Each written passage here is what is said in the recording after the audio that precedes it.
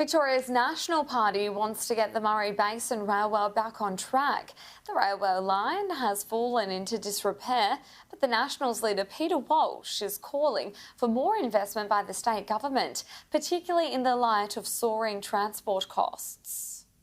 Not much happens in Ultima, the northwest Victorian town, a sight from another era. And the rail line that runs through it's a relic lost in the middle of last century.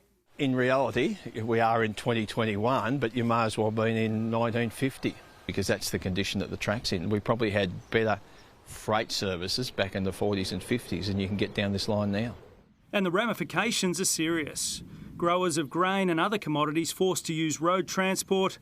The rail line should be a direct economical route to the Port of Melbourne. The rail gauge outdated and in need of an upgrade. All this money invested, rail line's not up to scratch, more trucks on the road damage being done by all those trucks, and it's a lose-lose. The federal government contributed $200 million for an upgrade last year.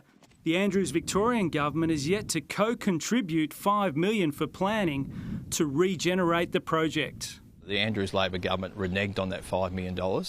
As we stand here today, they've just announced another $8 billion to do the suburban rail project, and they can't find $5 million to do the business case to finish this project off.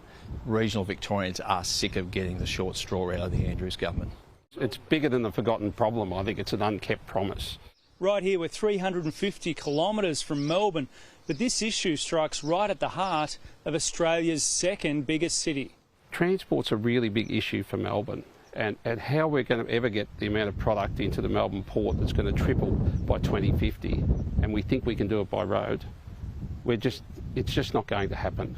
Melbourne's a very congested place already. By 2050, Melbourne will be the largest city in Australia. The rail number's alarming as farmers turn to crumbling roads for transport. In 2013, we had 13 to 14%, probably 13.5 was transported by rail. Yep. The latest figures for 2021 is 6%.